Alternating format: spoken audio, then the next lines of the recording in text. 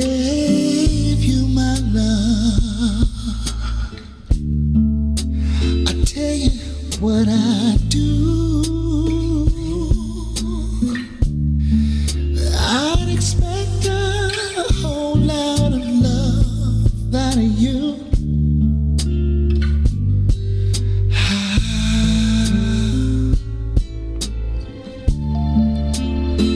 You got to treat me good, and I'll be good to you.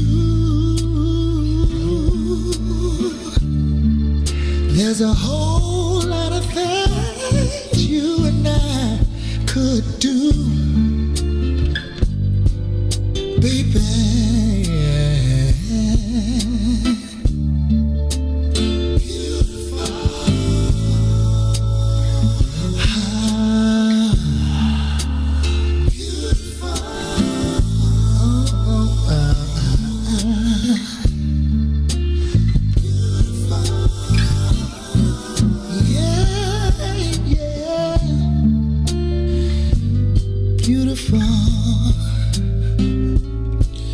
When you get right down to it, yeah.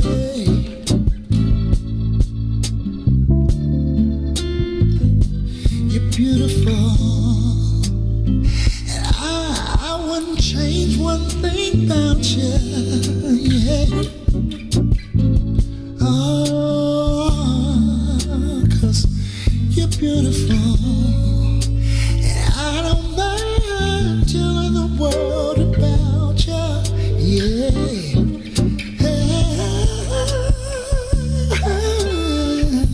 You're beautiful. And what about the way you love me? And the way you squeeze me. Simply beautiful.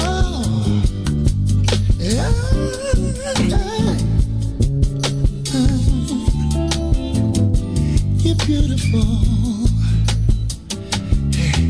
When you needed me, yeah, I was right there by your side. Simply beautiful.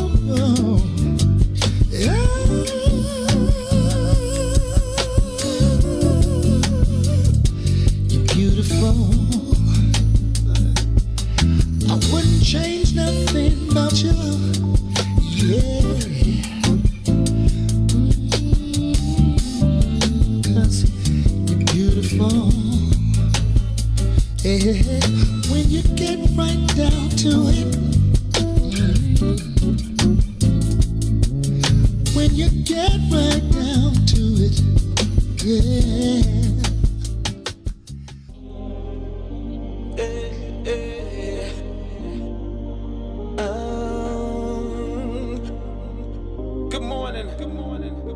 Yeah. I see you, Dawn. Slick J. Adams. Good morning. Come on. You're listening to the book of Dawn. Good morning. You're listening to the book of Dawn. This morning. You're listening to the book of Dawn. Good morning. You're listening to the book of Dawn. Are you ready for the truth? And nothing but the truth, so help you, Dawn. She's bringing it to you every weekday at 9 in the morning. So if you wanna hear the real, this is what you gotta do. Just log online and listen to Dawn speak her mind. You're listening to the book of Dawn. In the morning, You're listening to the book of Dawn. this morning. You're listening to the book of Dawn. This morning, You're listening to the book of Dawn. you're now tuned in to Dawn. Oh, sexy Dawn. What's in it for the light-skinned black people media? Yeah. I be forgetting that part. Come on, Dawn. Good morning, sunshines. Good morning, nephew Ron. Good morning, TT.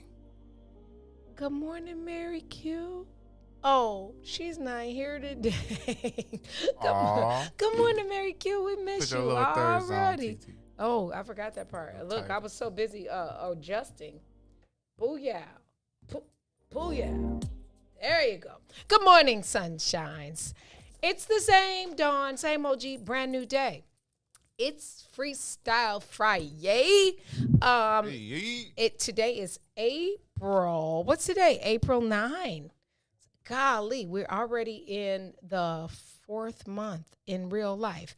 It is currently 53 degrees, a high of 64, with a 15% chance of some isolated showers. So just if you have a rinse in your hair like me, make certain that you keep a bonnet or something close to you so that you don't have to go back to the beauty shop. Just saying. I appreciate you letting us in your homes and your hearts every day, 9 a.m. Look at that, 9:05. I've been getting on Maze. Good morning, Tiger. I've been getting on Maze. Y'all, I give them so much flack in this mug, don't I? I go, don't I go at Maze every day?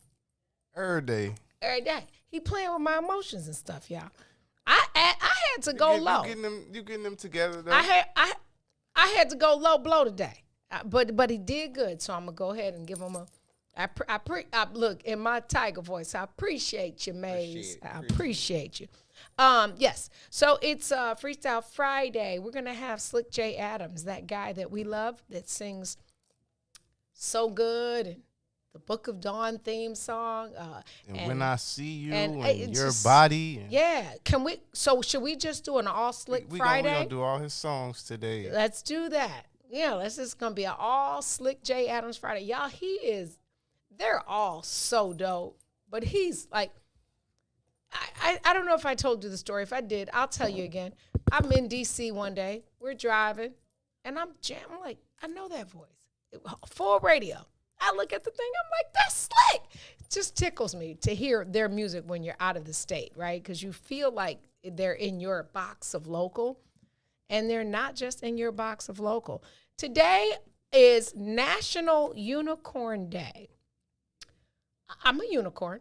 I'm an orange unicorn because what? It's Orange Friday. Do y'all have on your orange? Orange Friday. Look. Yeah, you guys show them the back because I can't turn my. Yeah, it's powered by giving. If you're not already follow Milhouse Charities on Instagram. We matching today. We super. We and you didn't even know. Didn't even know. You didn't even and look, know. I got my hair put up. I ain't even know that. See, do you have on orange kicks?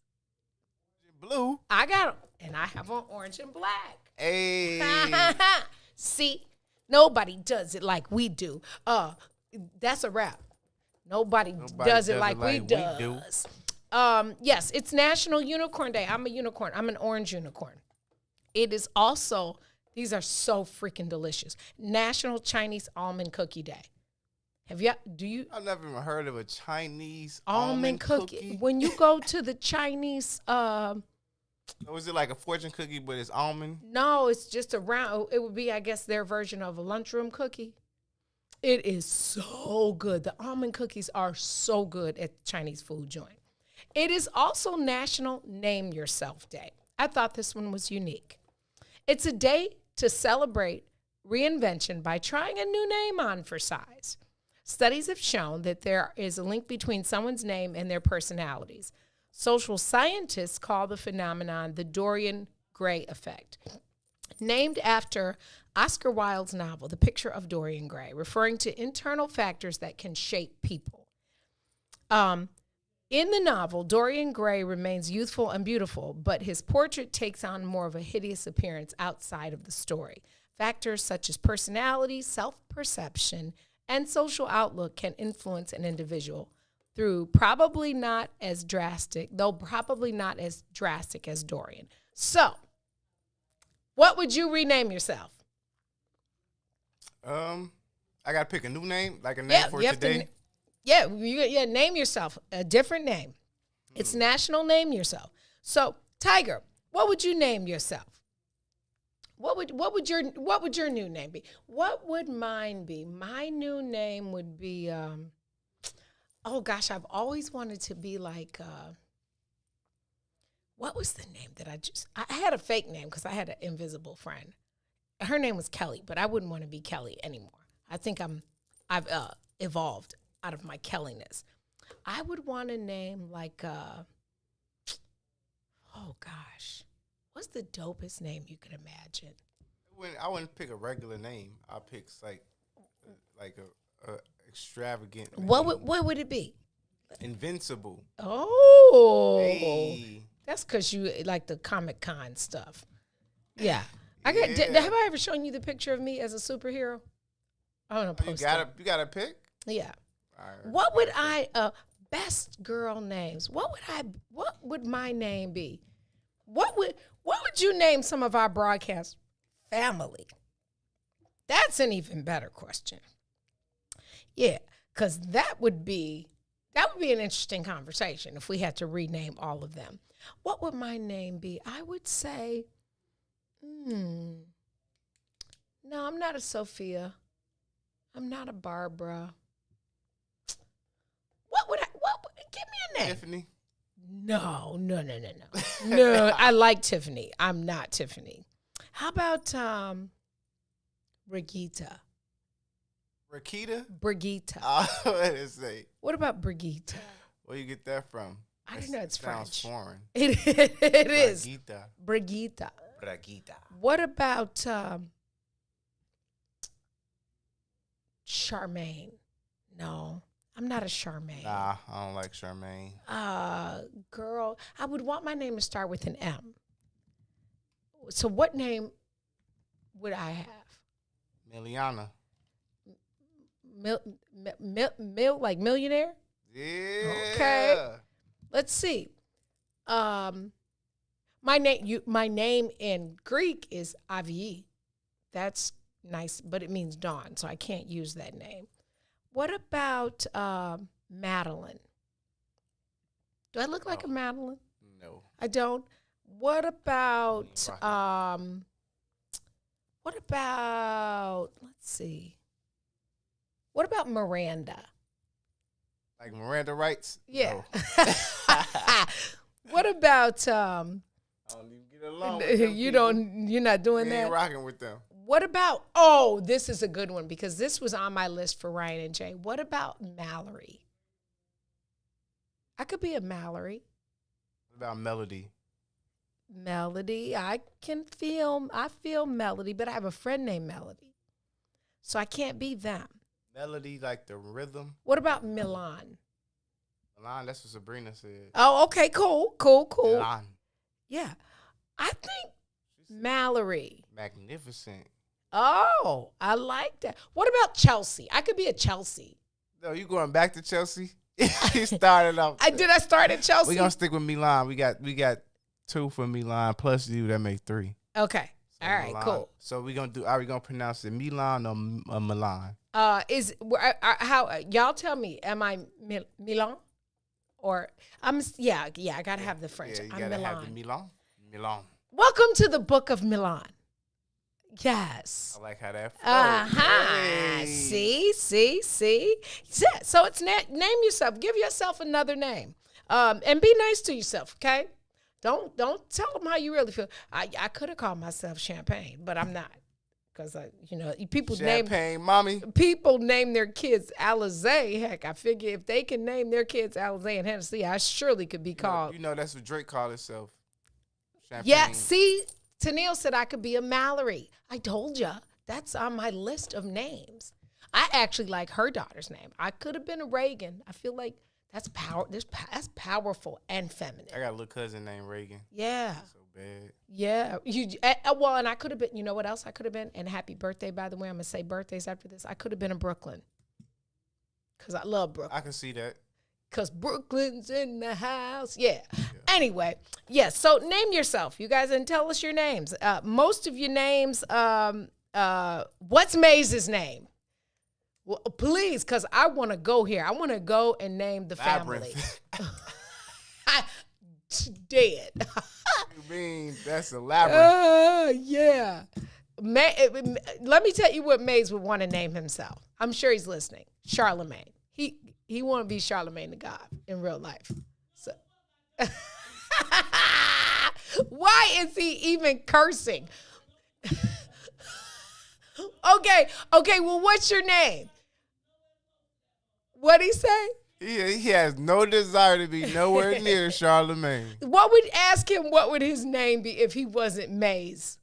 Tennille says she know. What would it be, Tennille? What would it be, Tennille? What would Maze's name be? Mm-hmm. Yeah, Labyrinth. Labyrinth. Okay. Okay, he'll come in and tell us, or he'll scream it loud enough where we can hear it on the other side. Either way. Yes. And then we have to, y'all got to go through and name the rest of the crew too. You got to name Tu and Herb, and Toussaint's name would be different because I would have never named him. I would have never. Toussaint is such a powerful name. Yeah. You have to say it like that, like the girl. Toussaint. It's Alan. Alan, you would name Toussaint Alan. Mace said his name would be Alan. He's silly. What would Herb's name be? You got to be something light-skinned. Why would his name have to be light-skinned? I'm not fooling with y'all. Alan Loquacious. That would be Tip. Would that be whose name is that? Toussaint. What would Herb's name be?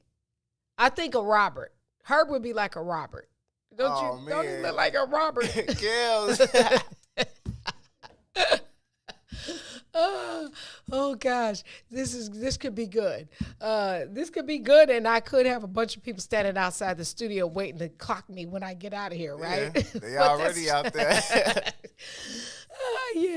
Yeah. I think Herb could be Rob, cause can't you just see somebody calling Herb Rob? I could see that. What would Eugene and Terrence's name? Herbert, Robert, anything with a Bert.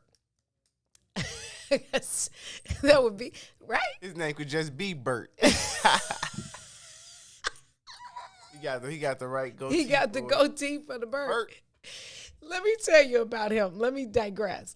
Yesterday, him and Cassiopeia were doing one of the poses, I guess a yoga pose, and he posted it, and he said something about posing, and I said, I had to go here. I said, but are you sore? Can you walk? Because I know that's hard.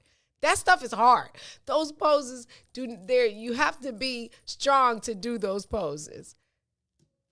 I would have brought you a shirt. Look, I just said, did you hear me say I missed you? I got a blue one. You want to put blue on? Yup. Come on. I literally was like, I'm going to bring her shirt, and then I forgot. The warm hug, group hug, yay. I meant to give her a hug when she came in here. Did you hear me say I missed you? I did not say that. I said, good morning, Mary Q, and I waved at you, didn't I? Hey, this is what a surprise. I promised you that I was going to bring you a shirt, and I was like, I was going to give it to you because I thought you guys might see each other tomorrow at the training. Yeah. And then I was like, maybe not. Let me just bring it next week. I didn't know if I could be here today. That's why I didn't say. Oh, yay. Hold on. I have to change Now we got to put her in. Hold on. Yeah. Take over the switcher for us, Mary. Yeah. Let me get back to you. Be careful because I don't want to pay for nothing. Amen. So we should say happy birthdays, right? Because we have a few birthdays. So let's do happy birthday. And I started with Brooklyn. Happy birthday, Brooklyn Joy. It is her birthday. Happy birthday, Damian Lamont. Happy birthday, Sandy Reynolds. Happy birthday, Tony Bailey. Have y'all ever eaten Tony Bailey's food? Ooh, fire. Happy birthday, Sydney Buckner. And happy birthday to Luther South Brave, Donna Balzano. Happy birthday. Y'all have a wonderful day. All you incredible unicorns. Make the best of it. Today is April 9th, so it's 30. We're on the countdown to what? The speed limit. Blow the whistle. The B-Day. Countdown. I got 28 days. You know unicorn has a different meaning in like Urban Dictionary? What does it mean? I'm afraid. to hear what it means in the urban. I think a unicorn is like a female who chooses to like date a couple, something like that. Oh, hell no. Yeah, something like that. That is not What's what a unicorn? What the? Where did you just go, freestyle? Yeah, check, look it up. Look up urban. That's what a definition. unicorn is? Urban I'm definition. sure about to look it up. Hold on. The hell? Oh wow! No wonder I couldn't see on my computer because I had the dim on super dim. Urban Dictionary. Urban Dictionary. Unicorn. That? Oh, they wrong for that. Unicorn. Let's see what it means. Who the? How did you Am I even right? know that? Am I right? A unicorn, a common swinging term used in the community to refer to a single female interested in meeting other couples, described as such due to the rarity of finding said females. So when Tiffany Haddish she's talking about a unicorn, she's not talking about that type of unicorn. She better not See, be. maybe. No, because Common ain't going for that stuff. I'm so happy they're together. And then I am too. And who else is pushing unicorn? It's a lot of unicorn pushing, like even with the toys. So it's Yeah, they are wrong for that. like there's a I heard I was right. You were right. Yeah. Wow. my Didn't know nieces that. watched something on YouTube and a girl was like, and remember, be a unicorn. Yeah, because it's not what the Urban Dictionary is saying. They just nasty. Because let me tell you what the word of the day is on Urban Dictionary. Okay? Because it pops up when you put in Urban Dictionary. It says boner jams. That's the word That's of the the word day. of the day. It means music so good it could elicit sexual arousal. Is that possible? That's a boner. Get it? Boner jam. That's just too I easy. get it. That's just not cool. But is that a thing though? I've never heard of it. That's for sure. Cause it be I've seen this thing on Facebook when it says name something non-sexual that turns you on, and I've never Whoa. heard music. Music definitely turns Music people on. is That's a like turn- the, the that's music the main is- turn on. You better say, arousal. baby. Speaking of turn-ons, y'all want to know the jam? I can't play it because we don't own the rights to the music. But baby, What's the name of it? Leave the Door Open. Bruno Mars and Anderson .Paak. I gotta listen to that album. I'm a Bruno Mars fan. When this song right here will put you all the way in your feelings, baby. As a matter of fact, you could take yourself on you could go to Mr. Rogers' Neighborhood in the land of imagination by yourself after you listen to that one. Listen to it on the break. It is okay, never mind. So I guess boner jams are a thing for real. I didn't know that there was a name for that. But yeah, interesting. A boner jam. So Now you can Slick, be- now you so can be Slick out at has that a event lot. and you be like, girl, this making my boner jam. Girl, play that boner jam. Slick got some boner jams. I wonder if he knows that he has He got boner boner jams. jams. Gotta let him know when he come on. on boner. Oh yeah, Lord have mercy. How did we? So it's no longer baby making music. Right, it's boner jam. Boner jamming music. That is so nasty. Cause nobody. That's so masculine. The boner. Women don't get boners. That's not a girl thing. Oh Lord, where? What is? Oh yeah, I know the girl thing. What is the girl thing? What is it? What is it? I forgot. Rivers and oceans and waters and wetness. Oh, because you get moist, but you don't get a boner. No. But so is that the same thing as a guy boner? Like, would that be considered a boner? Your skin looks really good today. Thank you. So let me give you a word of the day that actually is not a boner. Okay. Lord have mercy. Let's see. Simpatico. Simpatico. Simpatico. Pronounced just like it's spelled. Simpatico. It's an adjective. It derives from the 1860s, Italian and Spanish. Of the two meanings, the first is a likable a person who is likable and easy to get along with. The second meaning is having or characterized by shared attributes or interests, compatible. So we represent simpatico. Simpatica. Simpatico. We are simpatical. Yeah. Or a likable person, easy to get along with. So your interns would say, our intern manager is pleasant. He's a pleasant and simpatico man. Nice. That's what you would want your interns to say. Nice. Yeah. So, yeah. I Pretty like cool. that. And so, good adjective to add to the vocab, right? Because somebody will be looking at you like, what? And you're like, no, he's real simpatico. And they'll be like, he's foreign. And then you sound hella smart, right? Right? Hey, that's how you throw it on them. I was just about to say, you like throwing. I like confusing. I don't need the million words. What was the word of the other day when you say too many words to say the across the street and you like the extravaganza of the traveler and you like, oh, you mean cross the street? Yeah. Simpatico. So, yes.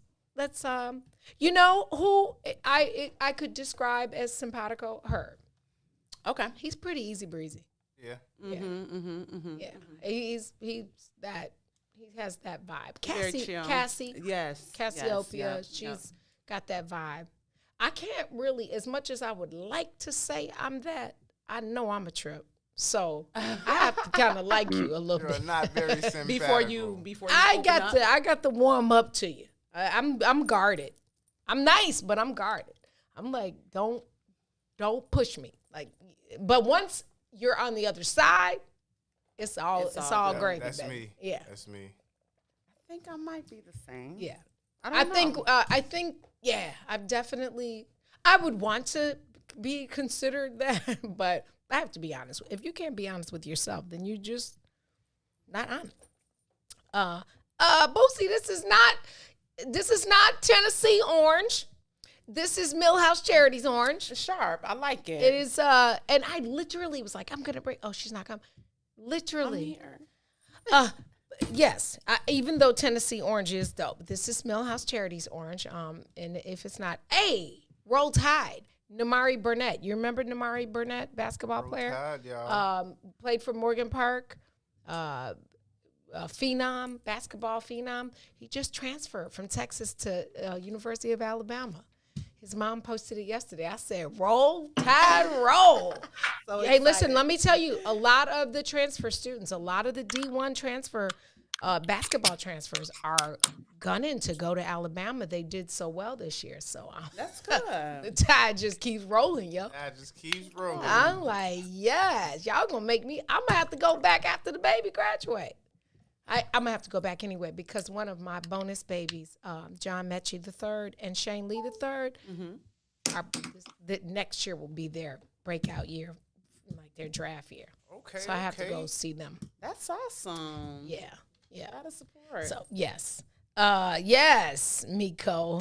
Milhouse orange. That's what we do. We paint the city orange. If you look at anybody, if you went to Mr. Milhouse's office today, all of the office and even the remote employees, everybody has on something with Milhouse or something orange. That's nice. And they've done that since before I met him. So about a month or two ago, and I meant to tell you, it wasn't a month or two ago because it was before I was driving.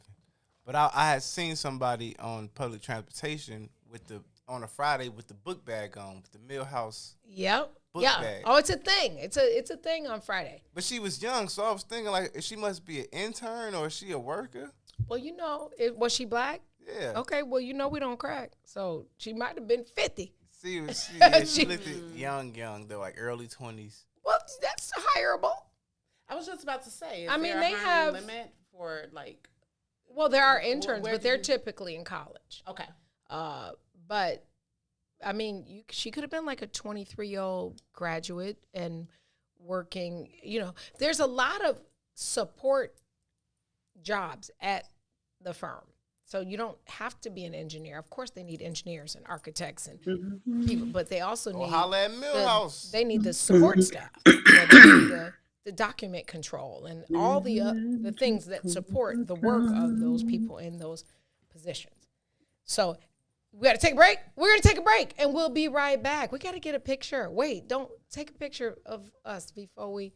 Somebody take a picture and email and text it to me so we don't take a picture of ourselves looking at ourselves. We'll be right back. It's the Book of Dawn. So you got to pose and just look away from the camera when you take the picture. Yeah,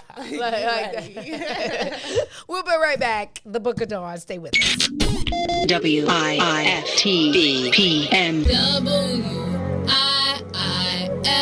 WIIFTBP. Media's just for you and me. WIIFTBP. Media's just for you and me.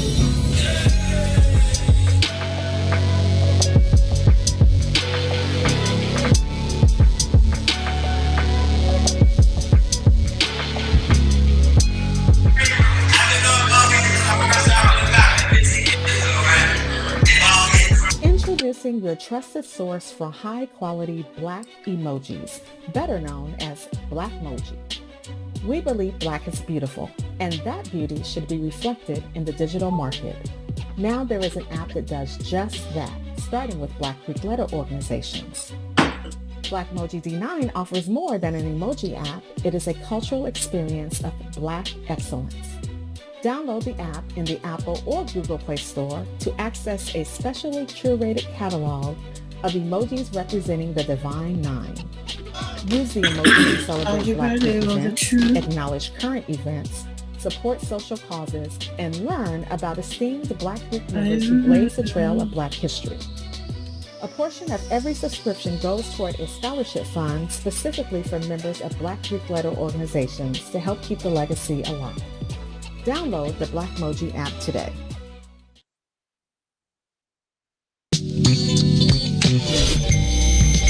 This is Tori Muhammad, and we want you to tune in to the Tori Muhammad Show that airs here on What's in It for the Black People Media every Monday and Friday from 11 a.m. to 1 p.m. We talk and celebrate Black-owned businesses, Black entrepreneurs, and we talk to some of the best people in the food industry here in Chicago, Black chefs, Black restaurateurs. So make sure that you tune in to us every Monday and Friday from 11 a.m. to 1 p.m.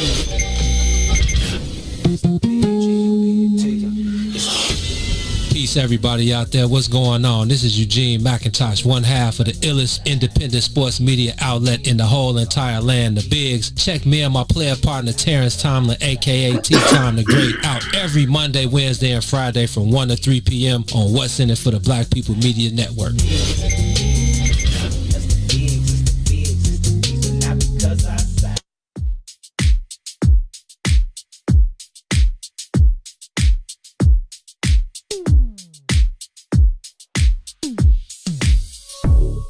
I don't know what you did, but you did it right. Girl, you make it look so easy. Everywhere you go, it's turning on the right. Can't say you a dime, you a 20 piece. Cause girl, you're the reason I be acting funny. Everything in me telling me don't let you get away. And all the guys looking like they wanna love you. Every day I'm your body, got not over my dead body. Why you gotta look so good? Why you gotta look so good? Why you gotta look so good? With your hair done, nails done, when you put that clothes on. Why you gotta look so good? You know I'ma sing my part. With your hair done, nails done, when you put that clothes on. Why you gotta look so good? This make me wanna sing. I can look into you're not an average chick. Come on, let's face that. You're shutting it down everywhere I want to you step. go. Can we step? Come on. Girl, I want you as bad as I want a check. Cause you're sexy from head to toe. Girl, you're the reason I be acting funny. Everything in me telling me all that you get away. And all the guys looking like they wanna love you. Every day I'm your body, got not over my dead body. For the coaches. Why you gotta look so good?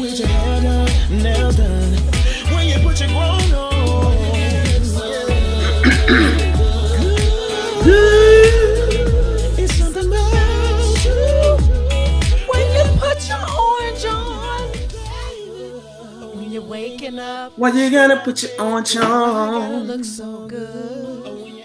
Here come my part. Here come my part, Slick. Why you gotta look so good? In the club, turning up. Why you gotta look so good? On the dance floor, giving more. Why you gotta look so good? Hey! Girl, you know you be killing it when you putting your grown woman on. That right there. Good morning, sunshine. Good morning, Slick J. Adams. Good morning, good morning, good morning. Will you sing that part for me? Why you be just sing that part for me, please, Slick, just one time live. Girl, you know you be killing them when you be getting your grown woman on. Hey. Yeah. Boner jam for sure. That's a boner jam. I'm gonna give that a boner jam. Lord have mercy. Who sings like that at 9 o'clock in the morning? Welcome back to the Book of Dawn, Slick. Listen. Good to be back. I am so grateful. I stalked you. Like I like where he was like, hi, tomorrow. He's like, nope. Day after tomorrow. Nope. Yesterday. Nope. But he finally made time for me. So thank you so much. How are you? That's Slick? an honor. How are you? I'm good, man. I'm good. Good. How are you? I am faring well for an old head. Faring well. I'm on the road to 55. I got 28 days to double nickels. So I'm Blessings. I will be calling you because I'm gonna have to do something extraordinary. I'm thinking a skate jam, even though I can't skate. But I'm thinking a skate Me jam. either. Oh, good. We can just Me either. look I fell. good together. Yeah. You fell? Yeah, I fell last time I tried to skate, so that ain't. Okay, well, you stand over by me.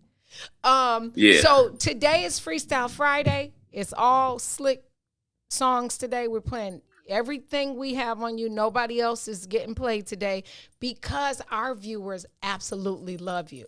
And when I tell you the number one requested Slick song is the theme song for the Book of Dawn. You're listening to the Book of Dawn in the morning. And don't they ask for that all the time, nephew? They like, can you put that on the SoundCloud list? I'm like, Yeah, that's the first song on the second playlist. yeah. So that was actually a song that I was working on, and when you needed an intro, I just changed it. Oh, I'm so grateful because I feel like Steve Harvey and some other folks gonna call because I feel like they might be jealous. Right. Somebody just said I can't find that one on the playlist. Ron nephew is gonna finish the playlist. So tell me what you're up to. I heard that you're doing a big Mother's Day, pre-Mother's Day concert in downstate Illinois. With Kiki Wyatt. Mm-hmm. Teresa Griffith, Dang. Sandy Red. Dang. That's a concert. Next. Yeah, the group Next, I think. And some more acts to be announced. So good. That should be dope. That's gonna it's near Peoria, right? Is that what I heard? I think it's Bedford Park. I'm not sure. Okay. I'm coming to that. Yeah. That's my birthday weekend. You know, my birthday's Friday, Mother's Day is Saturday. So it's gonna be a dope event. You, Teresa, Sandy Red, Next, Kiki Wyatt. I'm done. I don't need anything else. Actually, that's a concert for your ass in real life. Tell us, Slick, for those who missed you the first time. Y'all, I told y'all that Slick, I think he was probably one of my first musical guests when we started the Book of Dawn. And without hesitation, he knew I didn't really know what I was doing, but he lent his support to come and sit in. That was last September-ish. And so I promised all of you that I would have all of them back so that you could meet them in the event that at the time when I only had a listener that was my mom, you guys didn't actually see him here. So I promised that I would bring him back and touch bases with him and have him share his story of true resilience in the music industry. And Slick is a very humble person. I don't even think he understands how powerful his voice and his presence are in the music industry, not in Chicago, in the music industry. And I just wanted to make certain that he shared that story of resiliency and how he continues to just make good music and contribute to the other musicians and the musical landscape of Chicago. So Slick, for those of the viewers who may have missed you the first time and might not be as familiar with you, can you share your story of how you were able to ignore the streets and focus on music and music become your life? I can't take credit for that. It was all God.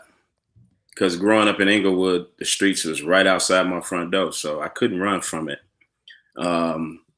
But I'll tell you a quick story. Okay. A friend of mine had put out an album. I think it was, I want to say early 2000s or something. It was a public announcement album. Okay. And, you know, me just being from Chicago, I said, I'm going to go support my guy. So I went to the store, bought the CD. That's when you could still like purchase physical copies. Mm-hmm. And I would always open them and read, you know, the liner notes, who produced it, who wrote it, etc. Mm-hmm. And so I'm reading the thank yous in one section, and it was Phil Davis. And in the bottom, he said, P.S. Slick, where are you? We need you. Oh. And that just motivated me to like, man, I'm getting emotional thinking about it because I was like, I gave up. I was in the streets. I was doing what I had to do. And for somebody who was like in a platinum group and, you know, they had platinum albums at the time, and I'm just, you know, supporting them and buying the CDs, not even, you know, I had no clue that my name would be in there, let alone he basically sent me a message like, yo, get back in the, you know, get back in the thick of things. And ever since then, I took my money, I invested in my own studio. That's How Your Body, When I See You, Addicted, So Good, and all other songs start coming from that. That's powerful. Shout out Phil Davis. Shout out Phil Davis. I just tagged him.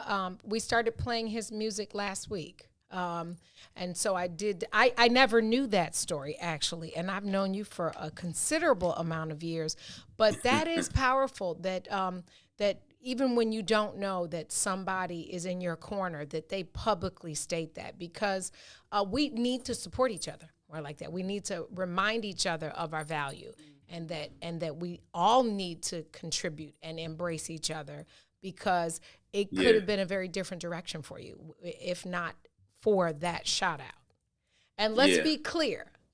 My name is in some album covers. A shout out in an album cover was the shit, bro. Like, man, wasn't it? Let me tell you something. I got mine stacked up right now. I don't even want to put them in the frame because I don't want to damage the whole, you dig? Yeah, you get your name in an album cover, you doing something. Like you like that. I'm going to bring mine. You going to make me bring mine now. Yeah, I got a nice little cachet of, yep, that's me. Yeah. And then there's a few. Go ahead, Slick. No, I was just saying I got a basement full of them joints that I thought about throwing away. I'm like, man, this is ancient. You bet not. You better not throw them away. And your name is in I don't even have a CD player no more. That's what's crazy. I don't either, but you can play them on your computer, I think, if you have my new computer. An old Mac. Yeah, I know. Yeah, you got to have like an old Mac or maybe PC still do it. I don't know, but. Yeah, or you can probably go on Amazon and find you like a CD, DVD, whatever that's all called. Maybe you can play it on your DVD player. Maybe you can do that. Do people still have DVDs, or am I dating myself right now? No? Okay. Yeah, I'm Netflix. Okay, I just told myself. So let me ask you this. So once you saw that shout out at you, and then you said, okay, you embraced his invitation for you to come back to music because he knew that we needed you. What did you do then? You invested in your studio. You started singing. Where does the inspiration for your music come from, Jay? Life, everyday life. You know, I try not to write music. I try to write life. So I mean, everything that I'm around, people like you know, everywhere I go. And it's easy for me because majority of my songs are catered to women. So, Yeah. you know, that's the 98% of my motivation. You know what I mean? Is to put out quality music, you know, and empower our women. Is that why because I've seen you, we've hung out together. I've also seen you like when you're about to perform, and what you do different than some of the musicians is you're observing the space. Are you taking that in at that point to be able to translate that to performance, or is that translating Yes. to new music? No, that's to the performance. That's everything, the energy. I'm an energy guy. So if I walk in a certain room, I'm gonna, you know, like for example, like when we used to do your spot, you know, Maurice, he would be like, "Yo, we're gonna do this song, and this song, and this song," and all the musicians have their songs ready that I'm supposed to perform. But I walk in and I might see somebody in the corner dancing. I might see somebody over here looking sad, and right in the middle, I look back and they hate it. All the musicians will tell you, they be like, "Oh, here you go," and I'll just change it. You know, I just change it to whatever I feel because I need that energy, and so I really draw off people's energy. Jay, what is your favorite? Because you can damn near do everybody. You do yourself best. What's your favorite old school cat to sing? I don't have one. And you know, a lot of people say, "Hey, you could do this person, you could do that person," and for me, it's really the gift of just paying homage. Okay. And in doing so, I embody that artist, almost like an actor, almost like when Denzel played Malcolm X, right? Denzel becomes Malcolm. So if I'm singing Johnny Gill, the energy again, I'm an energy guy, so I easily draw off that. If I'm singing Sam Cooke, I become that, and that's what, you know, you guys feel when I'm performing. So I consider myself more like a singer actor. You know what I mean? Because I just, you know, I'm playing a role when I'm entertaining. And so if you hear me do Bobby Womack and it's doggone to the T, almost a Bobby, it's because I've really studied and it's the energy. But isn't that, I mean, I appreciate it for sure as a music lover, right? And somebody who understands music, reading and writing. Now, I'm not going to say that I'm a musician, but I can read it and I can write it. But I feel like the ones that don't approach it the way you approach it have a lot to learn yet, because at that point it's karaoke. If you're not really embodying the true spirit, whether it's your own music and you're embracing yourself, or you're singing some popular favorites by other musicians, shouldn't you become the essence of that person? I would think that you should become that, right? Yeah, that's the only way I know how. And honestly, I feel like it's disrespectful when it's not done that way. You know, and that's no offense to any artist, but you know, I can't take someone else's art and then just butcher it. You know what I mean? I got to keep some of the essence of what it was that they were trying to project, if I'm going to reproject it. You know what I'm saying? It's like, again, I can go back to one of my favorite actors, Denzel. It's like, imagine him playing Malcolm X, but he acting like Tupac. Yeah. You know what I'm saying? It's right. like, you don't get to do it your way. You have to do it. You got to. Yeah, so I find it disrespectful, and maybe they do have a lot to learn. But me, I'm such a student of the game. You know, my dad, he taught me to study music, study artists, study the nuances, everything. So now, what that's many what it of is. You don't know that I have the honor of knowing is Slick is from a musical family, right? He has very talented brothers that are all also musicians. One of his brothers, Isaiah Sharkey, who I can't put my COVID. I can't put. I have to text your brother like for a year to get a call back. And I'm saying, everybody else. Yeah. When I see him, though, I promise you I'm going to give him a pumpkin head. But they have and so at MV, behind the brown door, we had all of them performing together. And it was the first time I think they had performed together in a number of years, and it was such a celebration of music because they took us through the history of their dad and how music really formed a lot of the bonds and the direction of their family. And so being from such a talented family, did you ever feel like was there ever like a competition, like because it reminds me of Jackson-esque family. What was that like growing up with lots of talented brothers? A lot of fun. Okay. A lot of fun. It wasn't a competition thing. Me being one of the oldest siblings, the best way I could sum it up is I'm Tito and Zay is Mike. Mm-hmm. So we got our own. We got two different things. You know what I mean? So it never was competition. If anything. I'm honored that I had somebody who actually listened or looked up to what I was doing and wanted to take it further. You know what I'm saying? Pass the baton, so to speak. And man, he's doing it and continuing to do it. So, Jay, did you ever have vocal lessons, or is this just pure God-given talent? Well, a quick story. I had vocals lessons one time. Okay. Somebody recommended that I go see Miss McGlynn, Will Kirk's grandmother. Mm-hmm. It's like, man, she's the greatest, and it would enhance what you do. And so I went to see her, and it was a room full of singers at her house. She had this white grand piano, and she asked everybody individually to get up and sing.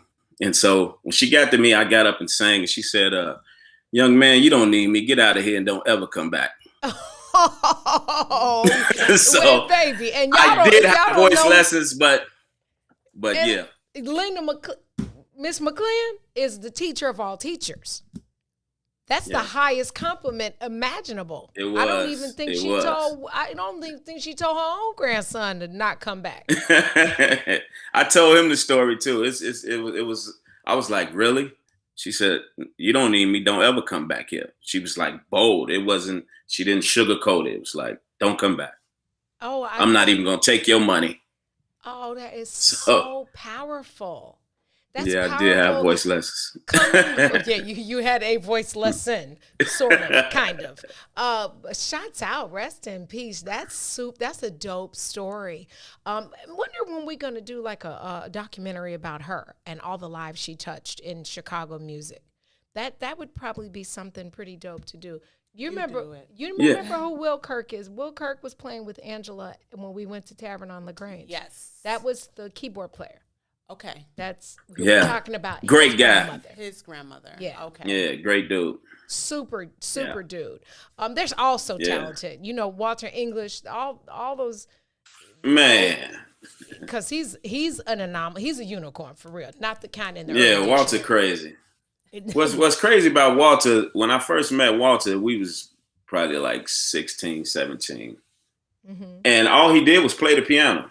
Mm-hmm. Then I look up 15 years later, I see him playing and singing. I'm like, dude, I didn't know you sing. Yeah. This is the kind of, now you talk about humble.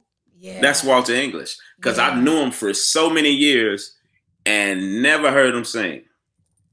And he just looked at me playing the piano one day like, yeah, I do it too. Yeah. Mm-hmm. Wait, the funny thing about Walt can sip a cocktail, play the piano with this hand, videotape with this hand, and play something else with his elbow all at the same time. I'm like, bruh, where did you even come from? He played the horn section, the strings, the piano, little guitar, little bass, all on one keyboard at the same time. I'm like, and sing. Okay. Yeah. And sing. Exactly. So You know, most piano players, they got two keyboards. They got one up here and one down here. Yes. And Walt is like just one. That's all I need. And he's on the mend. He wasn't feeling well, and so he's on the mend. So we want to just quickly say, Walter, we can't wait for you to get back to 100%. Yes, sir. Love you, doctor. Because what's not gonna happen is music in Chicago without you, bro. Yeah. Somebody that is viewing is asking for you to sing Bobby Womack because you mentioned Bobby Womack. They said have him sing the Bobby. Tell him. They didn't say ask. They said tell him to do a Bobby. So I'm not gonna tell you to do anything. I'm just conveying what somebody had said 5 minutes ago. So, if you feel so inclined to do Bobby Womack. If you think you're lonely now, wait until tonight, girl. When skeletons comes out of your closet and chase you all around the room, memories sound like a ghost. I think you're lonely now. Wow. Wait until tonight, girl. You do sound like Bob. Is Bobby Womack? That's not Can You Woo Woo Woo, right? That's Jeffrey Osborne, right? You made me woo woo woo. Yeah, that's Jeffrey. Yeah, that's Jeffrey. Man, I feel like KC or JoJo probably shouldn't have done that song after hearing you sing it. I don't know. KC, boy. Yeah. Shout out KC, the legend. He a legend, Shout but out you KC. did that. Somebody said, yes, God. You over here got people going to church on a Friday morning. This is freestyle, not Friday, the church service. All right, tell me, what are you working on a new album? What are you working on new? Tell me. Yes. I've been in my zone, and I'm still working on the Brown Liquor project. Good. Just kind of, I got so many songs. That's the problem. I have so many songs. And during this project, I've been blessed. Let me say this publicly.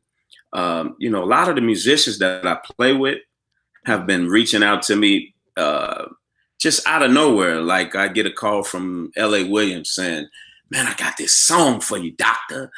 And he's sending me music. Okay. And then I got Maurice. And Maurice is Maurice. Yeah. He's going in the studio and he's recording music and saying, yo, bro. And I got Slim and like all these musicians are trying to give me music. So I have so much music, not to mention, the stuff that I've been writing and producing. And now it's just a matter of me like really, narrowing it down to what will make a great project. Yeah. So I probably got 3 or 4 projects sitting down right now. But yeah, that's where I'm at with it. Good. And I appreciate all y'all. Shout out. Somebody said I got Walter English on the project too. Everybody. I crazy. love that. God gave me a vision 2 days ago that I'm gonna talk to you offline because if I say it out loud, somebody's gonna try to beat me to the punch. But I got a phenomenal idea. It is going. I can't even. I'm gonna text you while we talking, because I want to see your face. Cool. All right, cool. Somebody said after you sang Bobby Womack, somebody said, "Don't make me punch out on this clock and go home and find my husband." Hey, that's what that song is about. If you think you're lonely now, you better go catch him. You know what that translates to me? If you think you're lonely now, that means, girl, you better get your shit straight, okay? Because if you're complaining about being lonely, I'm gonna show you better than I can tell you. We're gonna take a break. I'm gonna come back with a joke, and we're gonna keep talking to J. Slick Adams. We'll be right back. Stay tuned. WIFTBPM. The Chicago Legal Network is the collaboration of attorneys that concentrate in many areas of the law most needed in Chicago neighborhoods. The CLN lawyers focus on personal injury, criminal defense, and other issues. The CLN lawyers all average over 20 years of legal experience and are dedicated to helping the Chicago community. The Chicago Legal Network is committed to developing black lawyers through mentorship and co-representation. So if you were injured in a car accident, slip and fall, or injured on the job, or you need assistance with criminal defense, including driving violations and DUI, check out ChicagoLegalNetwork.com for more information or call 773-912-3545. 773-912-3545. Mm-hmm. Yep. Peace, everybody out there. What's going on? This is Eugene McIntosh, one half of the illest independent sports media outlet in the whole entire land, the Bigs. Check me and my player partner, Terrence Tomlin, a.k.a. T-Tom the Great. Right. Every Monday, Wednesday, and Friday from 1 to 3 p.m. on West End for the Black Media Network.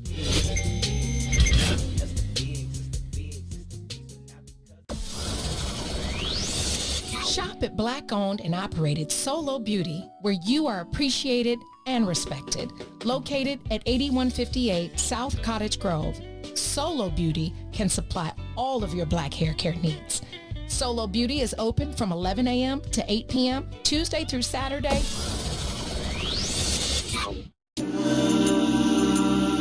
Oh, baby.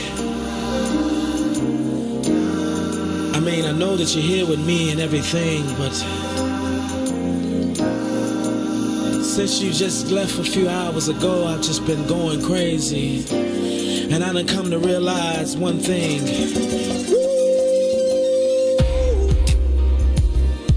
Oh, baby, I miss you.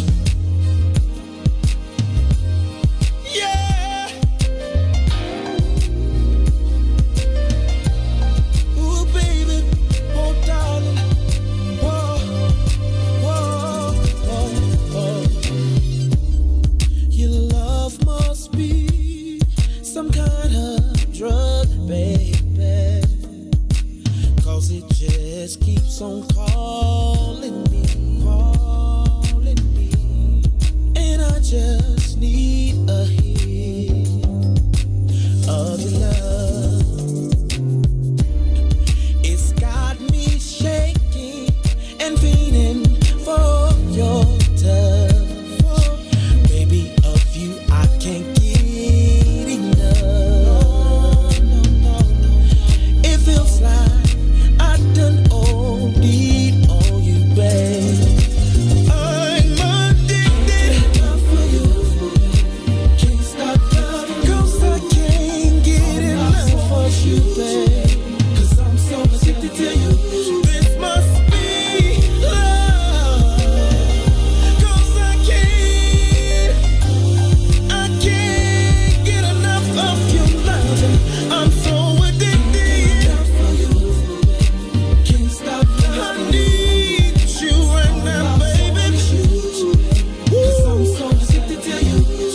You're always on my mind, my mind, my mind, every day, every night.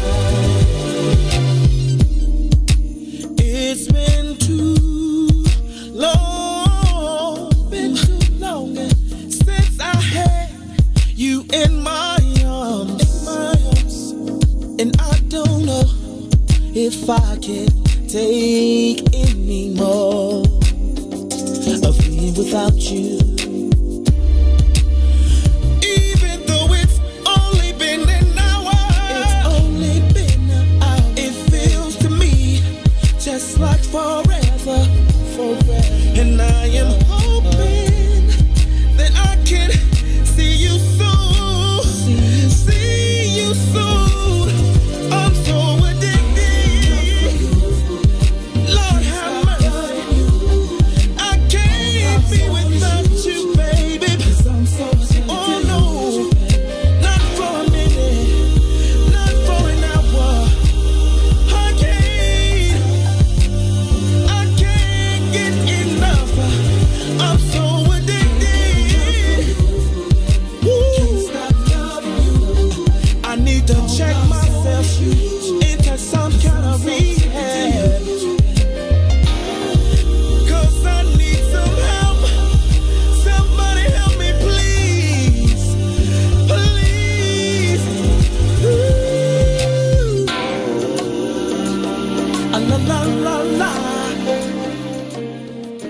Welcome back. You're tuned into the Book of Dawn, broadcasting live weekdays, 9 a.m. from What's in It for the Black People Media. I Send it for the black people. I love the fact that y'all also in tune when you hear things. Sometimes though, you have to understand that some things are intentional.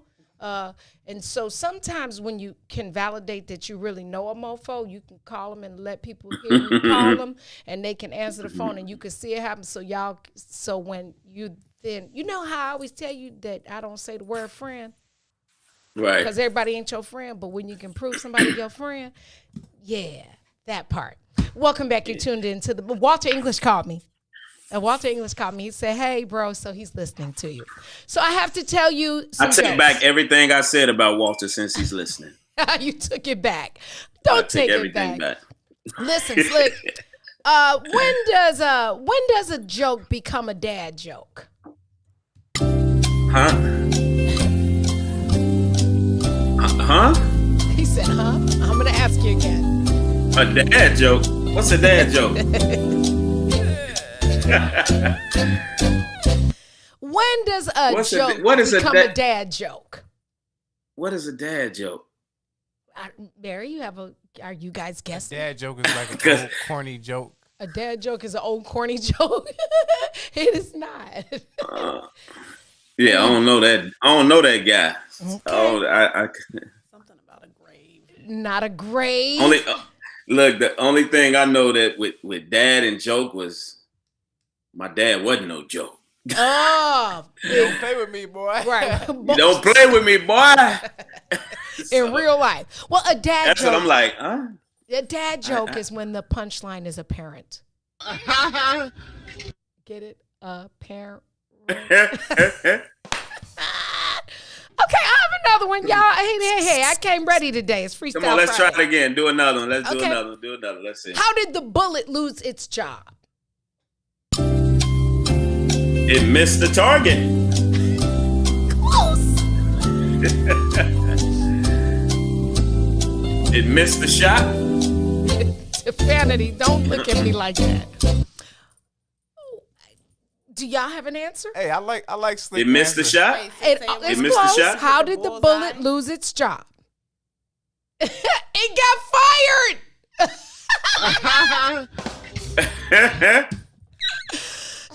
Y'all want one more? You want one? Because you're losing today. Y'all losing today. Okay. Let's see. What kind of milk? No, I'm not asking that one. That's not good enough. Hold on. Let's see. What did the big flower say to the little flower? That's so funny.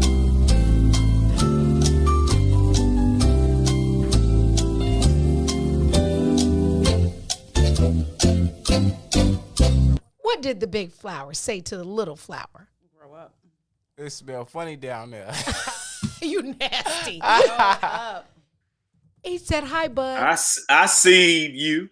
It says, "Hi, bud." You know, like, okay, forget all y'all. Slick, can you tell me? What video did you do at Park 52? What song was that? I forgot. Sexy with it. Sexy with it. Do we have that on his playlist? Okay. Can we? We need to. Yeah, we got to get that. Yeah, because that was a good video. I was so bossy. So his manager at the time contacted me at the restaurant and was like, "Hey, can we use your venue for a video shoot?" And I'm like, "Of course." Now, I was really just supposed to be the venue, right? Mm-hmm. But what had happened is it was so many little, things that only a girl would do. Like and so you had a bunch of guys, and then I'm just like, he would look nice if he had shades on, and let me fix this. I was quite the busy, but it was a good busy. It wasn't a bad busy, and he was so receptive to my crazy. He was just like, okay. Oh, because it's needed. It was needed. It was needed. So cute. Ain't nothing like a woman's touch. See? No, you didn't get on my nerves. And that's in all honesty. I was like, you got a bunch of guys around me telling me, "Hey, man, stand this way. Look over here at the camera." And I'm like, nah, walk this way. Because he was singing to girls, right? Sexy with it. I embrace it all like he's singing to me. Like if he made a song about big booties, I'm sure it would be for me. So you took on a role of like the director and production design. I was like, Yeah, on all the that, creative all that, side. all I'm that. like, yeah, good for you. Victor, put your shirt Like a this. stylist, like a wardrobe stylist. Yeah, there you go. Like, yo, let your collar up a little bit. Lisa E chimed in. She said, "Are you doing a remix with Shaun White for Kisses? Are you working on that?" It's already done. It's already done. Oh, Shout out Shaun White. Can't it's wait to already hear done. that. And then It's off the chain. Maurice Mahan told us the story of how you came into that video shoot and just got busy with it. And y'all sounded like y'all made that song was a duet. Yeah, when you took me down there, yeah. I can't. Yeah, it's Joyce Hurley chemistry. Joyce Hurley is talking about me. Joyce knows that I'm a little bit bossy. That's just a little bit. Not bossy in She is too. She is. Get her, Slick. She is Queen Joyce. You better know it. Is. Baby, she can sing. Joyce can. Oh man. Joyce Anointed. can. I mean, like her tone, oh my goodness. From the depths of her belly. Joyce Hurley is a beast. And Karaka crowd. Yeah, and just cool. Like, you know how some people get like hyper? Joyce is like, yeah, I'm just going to walk up here real quiet and build the roof off the building. Yeah, like. Yeah. Why you over here looking for attention? Here I come. If you don't see me, you sure gonna hear me. That's for damn sure. I'm crazy about Joyce too. I will never forget her first secular performance was at MV Behind the Brown Door. And when she was posting it, she was like, okay, y'all, because, you know, the church people was following her. And she was like, okay, this going to be different. So if you're not ready for it, don't come. And her disclaimer was so hilarious because she meant it. Like, don't come in here judging me because that's not, I don't come if you're coming for judgment. It was the cutest disclaimer. I think I still have a picture of it. You're welcome, Joyce. Tell me, Slick, if you will, do you have a favorite? We talked about your old school, and you said there were too many of them to name. Tell me about not young music, current music, popular music, and the direction of it. You kind of stay in the soulful range, you and the guys from Chicago. What is your opinion of what is happening now in soul music and music that is timeless? What is your opinion? On the new music, new R&B? Yeah. I love it. I absolutely love it. Any I absolutely favorites? love it. Ty Dolla $ign, Daniel Caesar, Lucky Day, Jasmine Sullivan. Oh, I got a lot of them. Her, how could you not love her? I mean, come on, man. She's bad. Yeah, so I love it. Like me, I'm just soulful because that's who I am. But man, I'm listening to all the new music all the time. Do you and maybe a few years ago it had kind of lost its way because everything was so catered towards derogatory, kind of wannabe hip hop, kind of, you know, it just lost the soul, so to speak. Sure. But when I heard her and, you know, even Ty Dolla $ign and even Chris Breezy keep it going. Yeah. You know, when I hear some of their projects, it's very refreshing. Do you feel like, because when I think about your music and I think about like Mahan's music and I feel like that's timeless. I feel like that will live to when my children can refer to it with their children. I would say that I concur that Jasmine Sullivan is crazy dope and her. But do you feel like those projects will live the way that we still reach back? Somebody will say, let me hear Bobby Womack. Let's hear Marvin Gaye. Yeah. Or do you feel like the music being created now will live for generations and be relevant? You know, like what's going on, Marvin Gaye, is relevant right now. Do you feel like the direction music is going will be relevant in 20, 30 years? No, because everything is trendy right now. It's not a lot of originality. It's not a lot of what's the word I'm looking for? Everything is so industry driven. Okay. So with that, it's like, hey, this is what's working. So all the majors are telling each artist, do it like that person. Make this song sound like that. And with that, yeah, it won't last. Not this, no, it won't last. Is that not until someone come along, not until some, artist come along and he's he or she is able to let their true creativity flow without a top put on it. And do you feel like, is that why you kind of stay independent? Is that why most of you guys that understand that are independent and not necessarily working under the constraints of that label driven? Totally. Okay. Totally. Because I've spoken with executives in recent years, A&Rs and different people like that. And they always say, hey, it'd be cool if you make a song like this.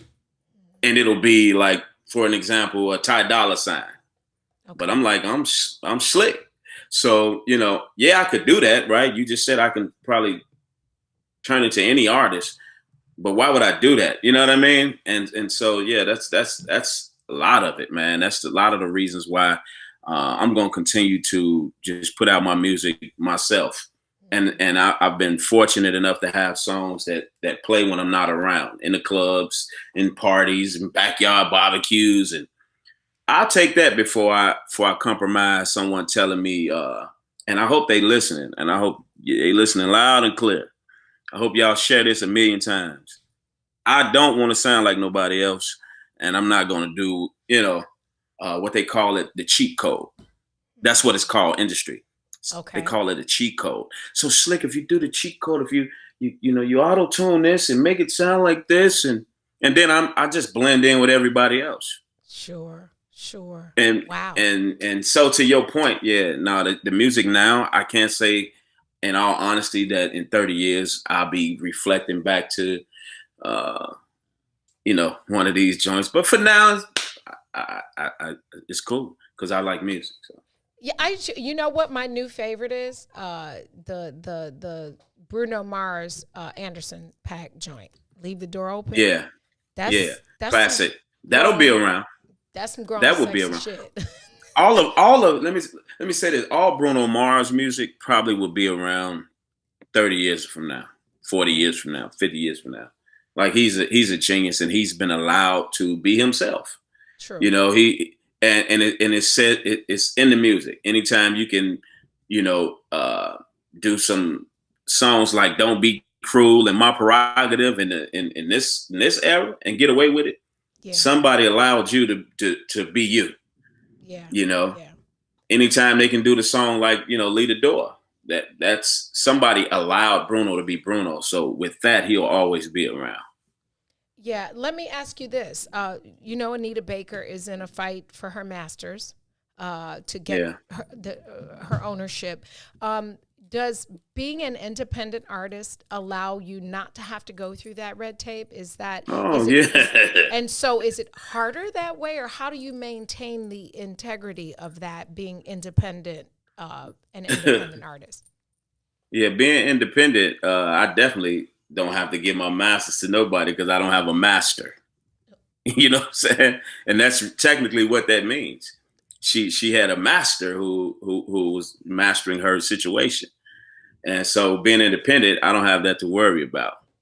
The cool thing about it, and I always got a quick story, but I was signed to a label straight out of high school, and I was writing a lot of songs and producing, and they were saying, man, you know what? We want to give you, I think it was 1,000 or 5,000 a song.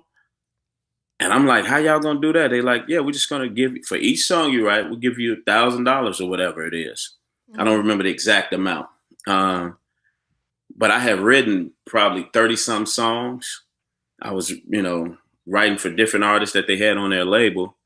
And so they cut me this huge check. You know, I want to say $50,000. I'm a teenager. Okay. And I was excited. And I'm like, whoa. So sign my name on the paper. It was basically signing all of my publishing away. Me keeping nothing but 20% of the writers, which is, you know, nothing. I don't want to curse. But long story short, I got my first writer's check from one of those projects. And I still got the check because I don't even think they even would print a check like that in this day and time. It was for $1. Lord have mercy. It costs more to. It was it was a royalty check, and I still have it from BMI for $1. I don't even think they even, like, you know what I'm saying, would release something like that these days. From what I was told, and from that day on, I said I'm keeping all my publishing. Yeah. You know, because that 50,000 or whatever they gave me, come on, that came and went.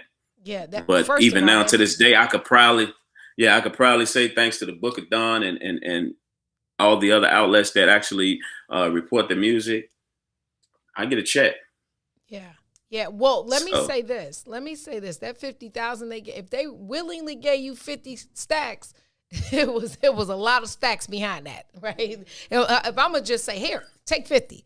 Trust, it's a lot more where that came from. But as a youngin', that's from Inglewood. That's a lot of freaking money when you're a teenager.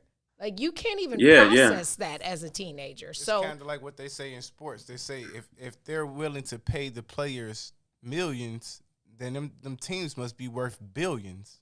Especially in collegiate sports. That's a whole. And you know what I'm wondering? Mm-hmm. I'm wondering what that Cuban link that I bought with that money. I wonder where that is. Oh, right. Probably some girl. Because I ain't do nothing but go buy chains and earrings and. Exactly. I think I was still on the bus and you know. Yeah, that's how we do. That's how we do the first time. I was getting on the bus fly. You know what I'm saying? Smelling good. Yeah, go sit right in the back by the window. Yeah, I went straight to the back of the bus, sit in the back by the window, you know, so they could see my chain, and every girl get on.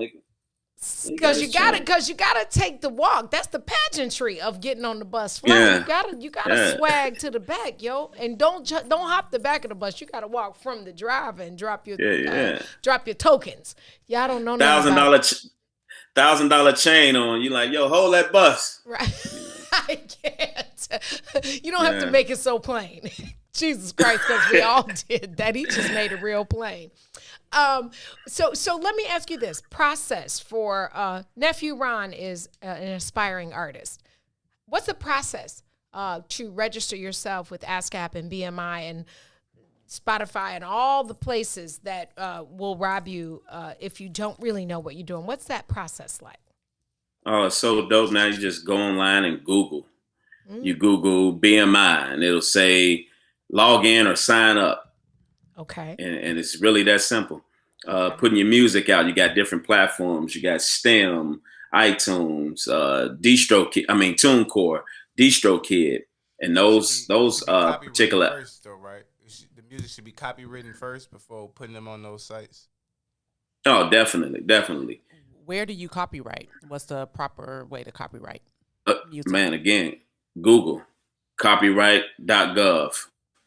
Okay. And you log in, you create you an account, you upload your your songs. You're gonna pay a small fee, and then it's really that simple. I'm curious, if I put together a master class for you and a couple of the other musicians, would you host with me master classes for aspiring artists to understand those processes because you've been burned by those processes? Is that something you would do? I think no question. That. Yeah. No question. Because I think that a lot of them are extremely talented, and we just don't want them to be in the position of Anita Baker. I like the way you said it. I think that should actually be a promo by himself, like, because I don't have a master like that. That's like on Tucson level. He just spoke Tucson's language. So, but yeah, I think that's dope. So you got that right, nephew? You got copyright? Wrote it down. Hey, okay, good. And you too. because you're Yeah, right. it's so dope these days. You just it's really just doing it yourself. Yeah. You don't have to have some crook standing before you handing you a thick stack of paper saying, "Yo, let Because me do it for you." let me tell you the funny thing about them, and it's not funny. I'm being sarcastic. No, it is funny. When we had our restaurant, right? BMI and ASCAP want you to pay them. Now, you can get a paid subscription to all the music outlet streams, right? So you pay for Pandora, you pay for whomever, and you can play the music in your place of business, right? But then you do live entertainment, and of course they're singing covers. There's also a lot of original work being performed, but people like covers, so they're doing covers. And so the mistake I made that many make is I'm live broadcasting to encourage people to come, right, and showing the Wait talent. a minute, son. And so so then they're chasing me down because the performers are singing covers, and BMI and ASCAP want money from you too. Never mind that you. So when I tell you was dropping off FedExing and hand delivering, like, what's that when they come and give you the notice, like, boom, you've been served. No, I'm serious. They went to Mr. Milhouse's office, like, and I'm like, I'm paying for all the subscriptions, but they want to charge me. And I'm thinking, if you charging me, how you going to pay the people that's in here singing? How you even know who that is performing it? But you're going to charge me for it. So, it's crazy. And they do that because they think you're making money off of it. But then you go in some restaurants and you hear a stupid version of a song, and you're like, those aren't the words. If you change the words a little bit and change the melody a little bit, you can sing the same song. I'm like, it's all a game. It's just all a game. Yeah. Yeah. So I appreciate BMI, and I consider you family. I appreciate them, coming to you, because that's how us songwriters, we get paid. Every time somebody breathe the music, replay the music, sample the music. That's why they get their percentage. I just want them to make certain that it gets to your pocket. Let's make sure it gets there. So the last time you were here, and I have to ask these questions before I let you go. Walter English said you was on the bus with your Cuban link and a paper transfer. Yeah. Yeah, with Walter. No, it wasn't. Look, hey, Walt, it wasn't the paper. It was the card. You had a super transfer? Card. It was a Sunday. It was a super transfer. No, it was the paper card. I remember it wasn't the plastic. It was still paper. Looking like looked like the policy my granny used to have us running. The little policy. The transfer looked like they don't know what policy is, but yeah, if you 50 plus, you know what policy is. It was the lottery before the lottery. Look just like a transfer. I'm serious. All right, Slick, I got to ask you these questions before I let you go. Do you put sugar or salt and pepper on your grits? Salt and pepper. Do you wear sneakers or gym shoes? Gym shoes. Ketchup or mustard on your hot dog? Neither. Do you drink soda or pop? Neither. Do you shop at Jewel's or Jewel? Jewel's. Yeah, did you hear that? So Jewel's. Chicago. Do you go to the movies or the show? The show. Did you go to kindergarten or kindergarten? Kindergarten. Did you or do you eat? I'm going to change the way I say it for him because he's listening to the questions. Did you or do you eat gyros or gyros? Gyros. Gyros with cheese. Everything with cheese. Gotta have the cheese. Yeah, gyro with cheese. You don't even put real cheese on yours, nephew. You use cheese was. Instead of put the nacho cheese on it. How many pennies make a dime, Slick? 10. Of course. Not 10, 10. Let's be clear. I'm from Minglewood. All right. And you have to tell me the song.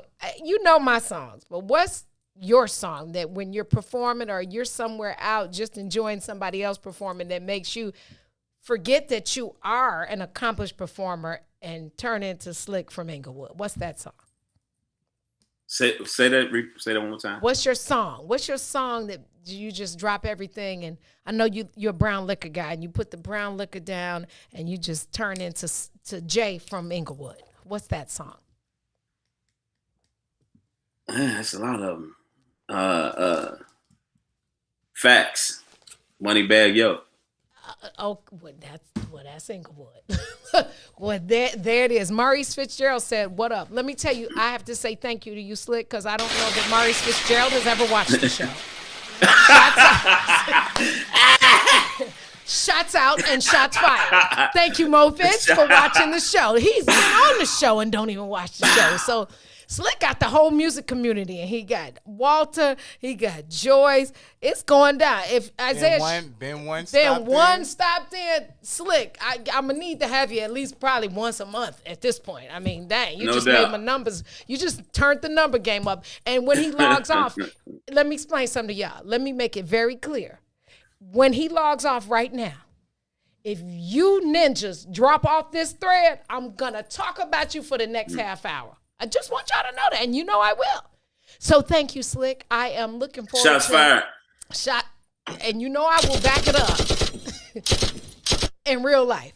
Thank you, Slick. I love you. I appreciate you. Thanks for stopping in, and I'm looking forward to that concert. Appreciate it. Love you, baby. I love you back. We'll be right back. It's the Book of Dawn. WIFTVPM.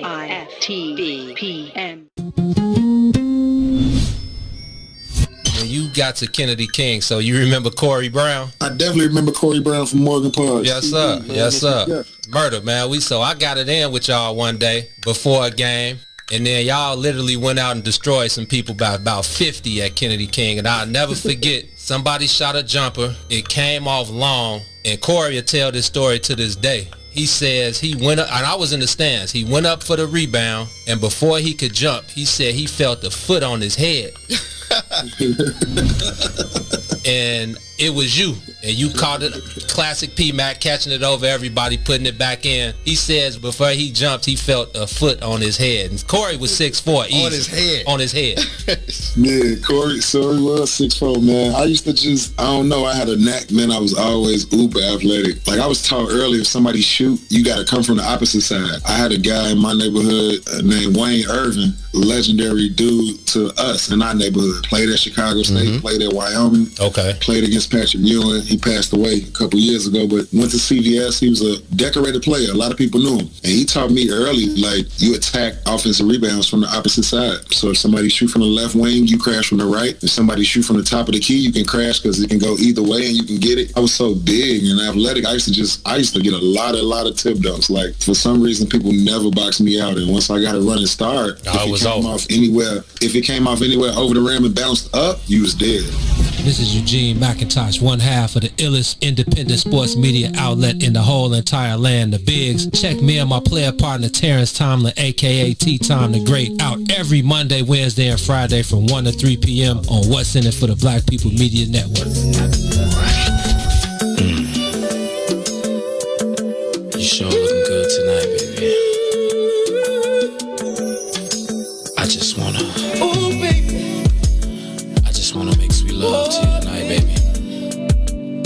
Come on. If you don't mind, let me tell you. Hey there, sexy lady of my dreams. Can I have you here with me? I just wanna love you down. Yeah.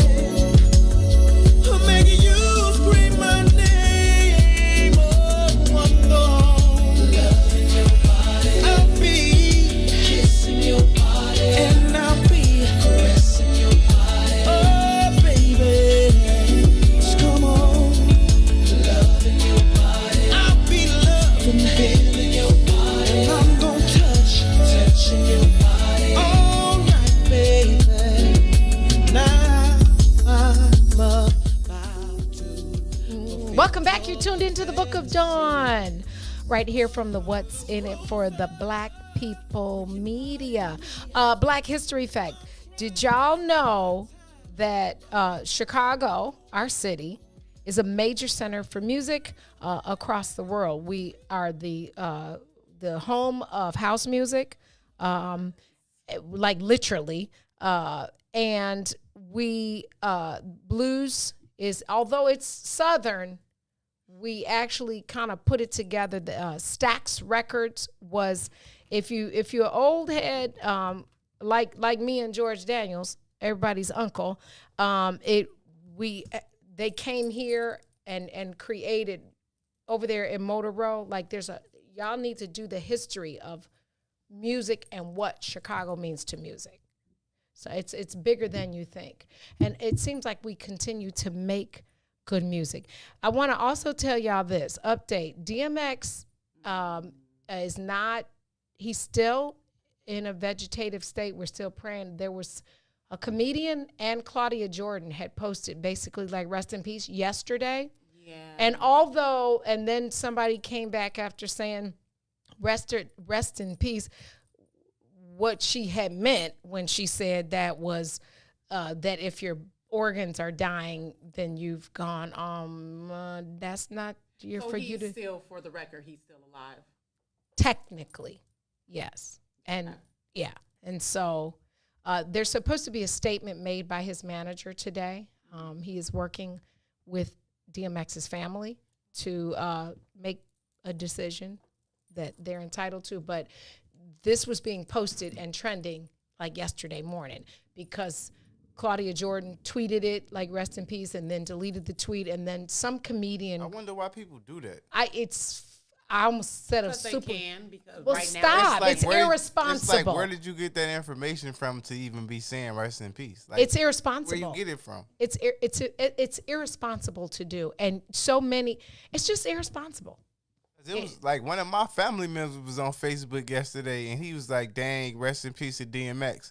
And then you see him make another status like a couple minutes later, like, "My bad, y'all." Like, yeah, why are you saying it in the first place? In the first place, yeah, it's so incredibly irresponsible to do. That's somebody's father. Mm-hmm. That's somebody's son. That's somebody's friend. It's irresponsible. And stop trying to be the first reporter to report some stuff, especially when you don't even know it's true. Like, it's so disrespectful. Yep. Because here's the thing. Let's be very clear. God can do anything. And so should he get up and walk out that mug today, amen, because Lamar Odom did it, then what? Did it. I'm just saying, like, just stop. We have this urgency to, like, be the Associated Press. Like, stop re-reporting the news. Stop reporting the news. I mean, you can say a prayer. I guess it's one of my pet peeves when celebrities die, or you hear about a case of a black innocent person being killed by the police. We all have this urgency. Not we, because I don't do it, but to post it. Had this whole dissertation. But you didn't post a little kid that got killed on the block the day before yesterday. Because if that's the case, you're going to be a mad poster. You're going to be an obituary. Your Instagram look like you, but you want to post the rest in peace, such and such. Stop. Like, help me, y'all. Why do people, first of all, stop re-reporting? Because you're not the first one. This is not the 1970s and 80s when you had to be on a special list and there was a teletype and everybody gets the news at the same time and all the subscriptions are free. So we can all get the news, but we're all in this mad rush to post it and act like we have some information. Like we're reporters. Did y'all hear it? Did y'all hear this? Sad to report. You're not really reporting it. You're repeating it. So you should say sad to repeat. Do you want to be a career? Absolutely. And then you need a job at the Associated Press or USA Today or CNN. But it just amazes me because they want to do it for whatever reason, but you don't talk about all the other injustices that are happening. It just stop. You're doing too much. People. You don't just the famous people. Master P, make them say, yeah. You know about Master P? make them say, Yeah. nah. He said, which I think is an interesting perspective. His take on it is that, I should have asked Slick this, that the music industry is not doing enough to protect singers and rappers. And he is essentially calling for a union to be created, similar to SAG and all the other union, the labor unions for the musicians. I could see that. And I can too. Well, to create a union for support, for the unions protect the actors and actresses so that they're for drug addiction. Well, everything, insurances and fair wages and representation. I believe they make enough money to not need no insurance and. Well, but they're not all educated on how to get insurance and how to pay. Musicians, first of all, let me say this: they're very being famous and rich is two different things. It's a lot of famous ones that ain't got 2 nickels. That's a good point. Okay, so you can be famous or you can be rich or you can be both, right? But you need to know or have somebody or not a thieving manager. It's a lot of loopholes in being famous, especially in music, because there's a lot of people, like Slick said, it's a lot of people, hey, I'm gonna give you $50,000 and you just write for me. Yeah, that's a thief, right? Ooh, that's such a thief. That's a thief. And so having an I'm not like advocating for unions or not. When I worked at the airline, we had a union. It saved my job one time, so the value for me was different. Teachers have unions. There is good in it, right? Mm-hmm. And so what Master P was saying is that he feels like if there had been a union, he feels like that DMX might have had some more support in his journey of just keeping his money right and having support in his struggle with addiction. So I thought it was an interesting concept because I don't know that I've ever the drug addiction part. Yeah, because now I'm listening to you, and now it's a matter of like what type of support for what was his fight really? Was the fight fame? Was the fight losing money, lack of money? Was the fight? Well, I'll tell you fight this. A drug addiction fight? Because at the point where you're dealing with addiction, that's a fight that but no union can support. Like that's an internal thing. But they can, because the post office union, you can take time off and go to get help. But and still get paid. But that's something that I think without a union, he's always had access to getting some type of help. But maybe he couldn't afford it. Maybe he couldn't afford it. And There maybe is the free union help dues out there for drug abuse. Yeah, but not quite. There is. Like there is free, but it's hard to get into. I know Hard dope. to I get know into? former dope fiends. Okay, and it's levels and layers. If you can't afford the Betty Ford clinic. And have the ritzy money to go there, it's hard for Black people to get in and get help. It'd be a lot of stipulations. Like you could be making too much money to get health care, or you could not be making enough to get this. It'd be so It's many, layers it'd to be so it. many stipulations. The few and it's so prevalent, they're full. Like it's not always. It's not. It's probably harder to sustain, but you have people that like run through these 12-step programs, and folks are years, 20, over 30, 40 years sober, and that's free. But drug addiction is, I'm not going to say different than several, alcohol, but, you know what but, I mean? but I know like drug addicts. Okay. But I do know what you're talking about as far as like having a room and being isolated. Yeah, because you need really fighting that fight. Counseling, yeah, all of that. Yeah, because that comes from when we were talking yesterday to Miss Samantha. Some of that stuff is buried so down, you don't even know it's down there. This is true. You don't even know what you're acting out of. You know what I'm saying? Or why you're doing it. And it's a struggle. I mean, essentially, we're all addicted to something. Just some of our addictions can't kill us. You know what I'm saying? It doesn't make you not addicted. And I'm not talking about Slick. When he says he's addicted, he's singing a great song. I probably, dare I say I'm addicted to sneakers? and shoes. Shopping is an addiction. Yeah, can have but it. well, I'm not like a shopper addicted. I just like shoes, like It's possible. because I don't have to go to the store. It doesn't like make me happy or Addiction anything. starts with idolization. So, but I don't idolize my sneakers, So do then I? you might not be addicted. So what is it when you like something a lot? You Eh, like but it a lot. You have I like it a lot. favorites. I like it a lot. Who said that? I like you a lot. I like it a lot. That was a movie, I like right? it a lot. I love you too, Buddha. So yeah, so that was. I just thought that was interesting that DMX even proposed that, because I was like, well, he talked about the NBA having a union, and several other unions, like people in a profession where you're highlighted and overexposed. I thought it was interesting coming from him, since he was such a pioneer in music and Master P. Master P, and creating, his label and all the stuff he did. I thought it was Master P still been out here doing this thing though, as far as helping blacks.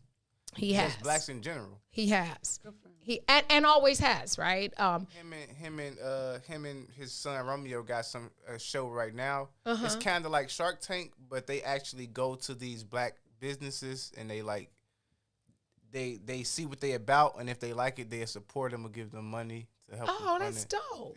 Yeah. We don't call him Little no more. He not Little Romeo no more. He just I don't Romeo. think he changed his name, did he? I don't know. I think some of them dropped the Lil. Bow Wow. Because dropped Bow it. Wow dropped the Lil. I'm so glad. He was Little Bow Wow. He was Lil Bow Wow. Little Bow Wow. Yeah. I think he messed up by dropping a name. I think he was Lil think Bow Wow so? though, because what didn't it have something to do with Snoop or something? Like wasn't Snoop? Well, Snoop like Dogg his- became a lion at some point, right? He was Oh, he's Snoop Lion. Oh, and he my went back God. to he Snoop went Dogg. back. Oh, he went back to Snoop Dogg. Doggy Dog. That was a jam. Yeah, y'all. Okay. But he was Snoop Lion. He was Snoop Lion at one He point. did the little Rastafarian journey. He did a whole documentary where he went to Jamaica and spent time with them and got his hair locked and everything. Boy, he need to find something else to do, Jesus. I did watch the Biggie, I can't call him Biggie Smalls, the Biggie documentary on Netflix. Never knew this until the other day. Remember he started as Biggie Smalls, Yes. but there was a white artist named Biggie Smalls that put a cease and desist on that name. Did y'all know that? Yeah, I know that. I didn't know that, because I think I still probably would call him Biggie Smalls. Basically, the dude was like, "No, he was clearly not popular, because we would have known that, but he probably wanted to be like Eminem or something. I don't know. I just thought that was pretty interesting. Yeah. I like the Notorious better. Oh no, you know why I like this Too one? Notorious Big. I like this particular documentary because his mother was so candid. She was like, and her accent just tickles me. She was just like, no, I did not want to listen to his song, in her Jamaican. She was like, no, and because he was saying curse words, my friends call me and tell me your son is cussing a lot in his music. And she said basically when he came home, she was like, what are you saying? It is so cute to see her truth, because what we did know is that when he was selling dope, she put him out. She was like, not here, bro. Like she had He said in his song. she was serious, man. But you have to hear it coming from her mouth. And she said after he died, she listened to the album, all his songs, one time. Oh, wow. She said one time, and she said, and all I could say was, Christopher. Like she was talking to him, like, you're cursing. It was so cute to me. I don't know why it was cute. It was just cute. How about that? Yeah, I don't have time to go to the bathroom, do I? But probably not, because we're about to end. Next week, I'm not going to tell you what's coming up next week, but I will tell you one interview. Oh, and happy birthday, Kim Fox. Thanks, Tennille. I forgot to say happy birthday to my Cabrini sister. Y'all know Kim Fox from Cabrini Green, right? Did you know that? Yeah. I No, heard it you in didn't. passing. In passing, I've Yeah, heard that. yeah. She I- a homegirl in real life. Look, for real. Y'all think I'm playing? Don't roll up on her. You might get a pumpkin head. Yeah. Why are you on the screen? Put us all on the screen. Okay. Maze came. Were you here when Maze came out? Thought he came out on time. At 9:57. Really, it was 8. Do we need to fix this clock? I think they purposely switching this clock time because I done changed it twice. Did you change it twice? Yeah. Well, Maze probably doing that. Setting it back. That's probably Maze. They purposely. Tennille, pushing get it your back. brother. Look, Tennille, that's your brother. All right, I'm gonna wrap it up next week Thursday though. Stay tuned.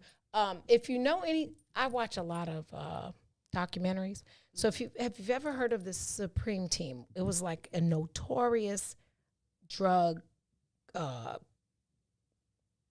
gang, I guess, for the lack of a better term, in New York. There was a young brother named Corey Pegues who was a member of that, who at some point decided he didn't want to die and he didn't want to sell drugs anymore. So he went to the services, came back, became a New York City police officer, was discriminated against in the NYPD, and now is working as an advocate for the community. He wrote a book. It is so interesting. I should give you that audio book before the interview next week. And Herb, brother Robert. We changed Herb's name to Robert. If you could change your name, what would your name be? You missed that part. I'm Mallory. Mallory, you're an M? I'm Mallory. What would your name be? I'm not sure. It's an S name, though. It's probably an S. An S. Something with an S. Like Sophia? No, not Sophia. Or a T. S or a T? Yeah. Okay, well, we got to figure that out. So, in the meantime, I'm going to tell you 2 things. A bird sitting on a tree is never afraid of the branch breaking. You know why? Because the trust in the bird is not on the branch, but it's on wings. Right? Don't be afraid. Never mind the branch. Just fly. You got wings. You have wings. Never mind the branch. You got wings. The other thing I want to tell you is if we attacked our common enemy the way we attack each other, we'd all be free by now. I be trying to tell them.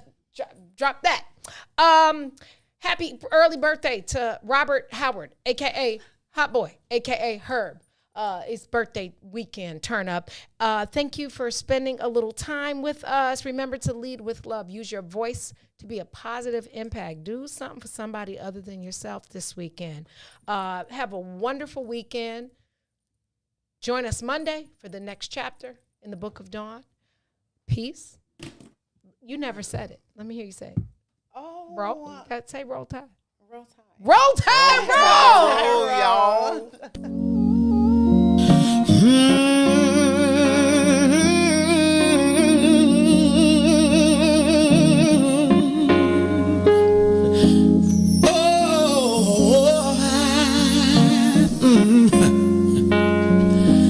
Can I talk to you, lady?